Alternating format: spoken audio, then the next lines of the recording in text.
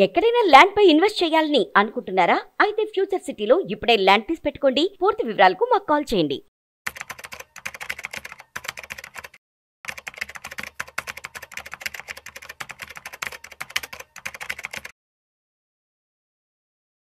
నమస్తేనండి, welcome to Suman TV. నేను మీ చక్రధర్. సాధారణంగా మా దగ్గర చాలా మంది క్లయింట్స్ వస్తుంటారండి. వాళ్ళ దగ్గర మ్యూచువల్ ఫండ్స్లో చాలా మంచి అమౌంట్స్ ఇన్వెస్ట్మెంట్ చేస్తుంటారు. అలాగే స్టాక్స్లో కూడా హెచ్డిఎఫ్సి స్టాక్, ఐటీసీ స్టాక్, అలాగే హిందుస్థాన్ యూనిలీవర్ స్టాక్, అట్లాగే మీకు హిందుస్థాన్ ఏరోనాటిక్స్, ఇట్లా చాలా స్టాక్స్ కూడా కొనిపెట్టుకుని ఉంటారు. ఐటీసీ స్టాక్స్ కావచ్చు. సో ఇట్లా స్టాక్స్ కొన్ని హోల్డ్ చేస్తున్నారు, అట్లాగే మ్యూచువల్ ఫండ్స్ హోల్డ్ చేస్తున్నారు. సో మా దగ్గర ఒక రీసెంట్గా క్లయింట్ వచ్చారండి. ఆయన దగ్గర జీరోదాలో ఒక మంచి అమౌంట్ అయితే ఇన్వెస్ట్మెంట్ చేశారు, మ్యూచువల్ ఫండ్స్లో కావచ్చు. అట్లాగే ఆయన సొంతంగా తెలుసుకున్న స్టాక్స్, ఆయన తెలుసుకున్న మ్యూచువల్ ఫండ్స్ గురించి ఇన్వెస్ట్మెంట్ చేశారు. మొత్తం పోర్ట్ఫోలియో చూస్తే మీ దగ్గర 80 lakhs దాకా వచ్చింది. కానీ దాని రిటర్న్స్ అయితే మేమైతే కంపేర్ చేసామో బెంచ్ మార్క్ అంటే తక్కువే వచ్చిందండి. రిటర్న్స్ అయితే అనుకున్న స్థాయిలో రావట్లేదు. సో ఆయన ఆ విధంగానే మా కోసం మా ఆఫీస్కి రావడం జరిగింది. సో ఇక చూడండి, ఒక కన్సర్వేటివ్ పిఎంఎస్ అనేది ఉంటుంది. సో మేము సజెస్ట్ చేయడం జరిగింది పిఎంఎస్ గురించి. సో ఈ కన్సర్వేటివ్ పిఎంఎస్లో ఏముంటుందంటే మ్యూచువల్ ఫండ్స్ ఉంటాయి, అట్లాగే స్టాక్స్ కూడా ఉంటాయి. ఈ రెండు కలిసిందే కన్సర్వేటివ్ పిఎంఎస్. మీకు అందులో చూస్తే ఈ కన్సర్వేటివ్ పిఎంఎస్లో మనకి చూడండి 5 డైరెక్ట్ మ్యూచువల్ ఫండ్స్ ఉంటాయండి. సో 5 డైరెక్ట్ మ్యూచువల్ ఫండ్స్లో మనం 25 lakhs అయితే ఇన్వెస్ట్మెంట్ చేస్తాము. అలాగే ఒక 20 స్టాక్స్ తీసుకుంటారండి పిఎంఎస్లో. అందులో కూడా 5 సెక్టర్స్ని కవర్ చేస్తారు. ఎలాగైతే IT, pharma, financial services, health care, infrastructure, green energy, ఇట్లాంటి మంచి టాప్ సెక్టర్స్ ఏవైతే పర్ఫార్మింగ్ ఉన్నాయో అట్ ప్రెజెంట్, అట్లాంటి వాటిలోంచి ఒక 20 స్టాక్స్ తీసుకోవడం జరుగుతుంది. ఒక 25 lakhs అట్లా 20 స్టాక్స్లో పెడతారు. సో టోటల్గా మన 50 lakhs వచ్చేసి 5 డైరెక్ట్ మ్యూచువల్ ఫండ్స్, అలాగే వచ్చేసి మనకి 20 స్టాక్స్లో కదా ఇన్వెస్ట్మెంట్ చేయడం జరిగింది.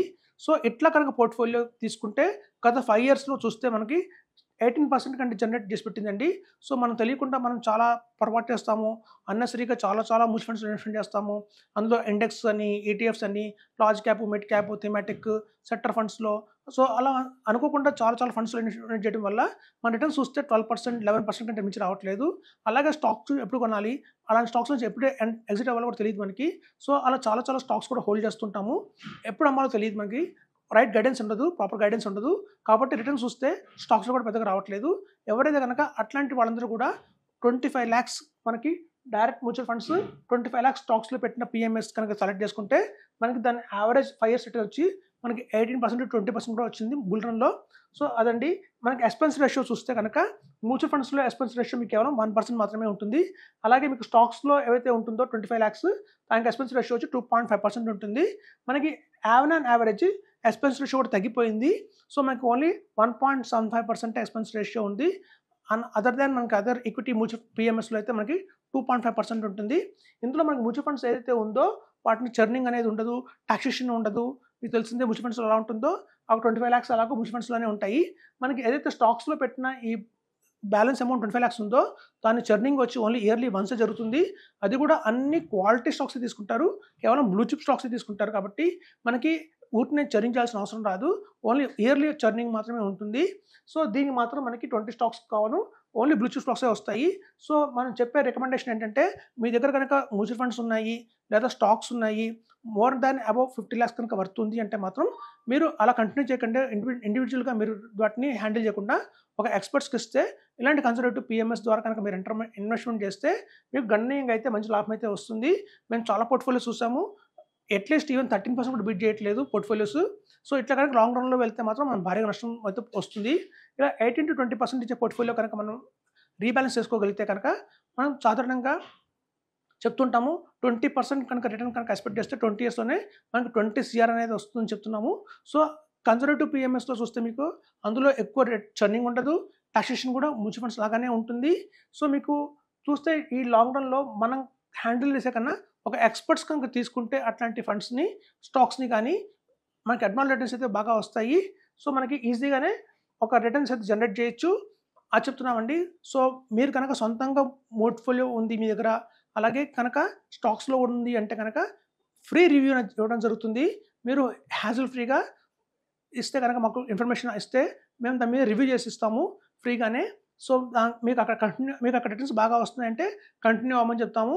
అక్కడ కనుక రిటర్న్స్ రావట్లేదు, అనుకున్నంత రావట్లేదు అంటే కరెక్షన్స్ చేసి ఒక మంచి పిఎంఎస్లోకి మిమ్మల్ని మూవ్ చేయడం జరుగుతుంది. తద్వారా రాబోయే రోజుల్లో మీకు అధికంగా మంచి రిటర్న్స్ అయితే వస్తాయి చెప్తున్నాను. దీనికి టాక్సేషన్ ఎలా ఉంటుందని చాలామంది అడుగుతుంటారు. చూడండి, మనకి ఆల్రెడీ మ్యూచువల్ ఫండ్స్లో ఏదైతే ఉందో డైరెక్ట్ ప్లాన్స్లో అది 25 lakhs. దానికి ఎప్పుడైతే మనం అమ్ముతామో ఫ్యూచర్లో అప్పుడే మనకి ట్యాక్స్ పడుతుంది. వేరాజ్ ఈ 20 స్టాక్స్ ఉన్న ఈ పిఎంఎస్కి మాత్రం ఇయర్లీ వన్స్ మనకి short term capital tax, long term capital tax అనేది వస్తుంది. So long term capital gain ట్యాక్స్లో మనకి తెలుసు 1,25,000 దాకా ఎగ్జామ్షన్ అయితే ఉంది. బియాండ్ దట్ మీకు ఎంతైతే వస్తుందో ప్రాఫిట్, దాని మీద మాత్రమే 12.5% కడతాము. సపోజ్ మార్కెట్స్ కరెక్షన్ అయినాయి, మీకు తెలుసు 2024 నుంచి కూడా మార్కెట్ అయితే బాగా కరెక్షన్ అయింది. ఇట్లాంటి టైంలో కనుక మనకి ఏదన్నా లాస్ వస్తే మాత్రం ఆ లాస్ని వచ్చే ఇయర్లో ప్రాఫిట్లోకి దాన్ని మనం మర్జ్ చేసుకోవచ్చు, కట్టాల్సిన అవసరం ఉండదు. At the same time dividend income ఏదైతే ఉంటుందో ఈ 20 స్టాక్స్ కూడా మనం చెప్తున్నాము క్వాలిటీ బ్లూ చిప్ స్టాక్స్లో ఇన్వెస్ట్మెంట్ చేస్తారు. కోల్ ఇండియా కావచ్చు, అలాగే హిందుస్థాన్ ఏరోనాటిక్ కావచ్చు, అట్లాంటి క్వాలిటీ కంపెనీస్లో ఇన్వెస్ట్మెంట్ చేస్తారు కాబట్టి తరచూ వాళ్ళు డివిడెండ్ కూడా ఎక్కువ ఇస్తుంటారు. ఆ డివిడెండ్ ఇన్కమ్ డైరెక్ట్గా మీ అకౌంట్లోకి క్రియేట్ అయిపోతుంది. సో అదొక అడిషనల్ ఇన్కమ్ లాగా మనం భావించవచ్చు. కాబట్టి ఈ ఎక్స్పెన్సివ్ రేషియో కూడా మనకి చూస్తే అదర్ దాన్ పిఎంఎస్ లాగా 2.5% ఉంటుందండి, కేవలం 1.75% ఉంటుంది. ఎప్పుడైతే మీ కార్పస్ 50 lakhs నుంచి గణనీయంగా 2 crores అండ్ బియాండ్ అయితే కనుక ఆటోమేటిక్గా కూడా మనకి ఎక్స్పెన్స్ రేషియో అనేది తగ్గుతుంది. ఇది 1% కాస్త 0.5% అవుతుంది. అలాగే 2.5% ఉన్న ఎక్స్పెన్స్ రేషియో 2% అవుతుంది. సో ఎప్పుడైతే మన పోర్ట్ఫోలియోలో ఉన్న కార్పస్ గణనీయంగా పెరుగుతూ ఉంటాయో ఎక్స్పెన్స్ రేషియో కూడా తగ్గిపోతూ ఉంటుంది. కాబట్టి ఎవరికైనా మ్యూచువల్ ఫండ్స్ స్టాక్స్ కనుక జాయింట్గా ఇన్వెస్ట్మెంట్ ఉంది అంటే మాత్రం సరైన టైంలో కనుక మీరు రియలైజ్ అయ్యి వాటిని కనుక ఇట్లాంటి కన్సర్వేటివ్ పిఎంఎస్ కింద మూవ్ చేస్తే మీకు రిటర్న్స్ బాగా వస్తాయి చెప్తున్నాను. Thank you.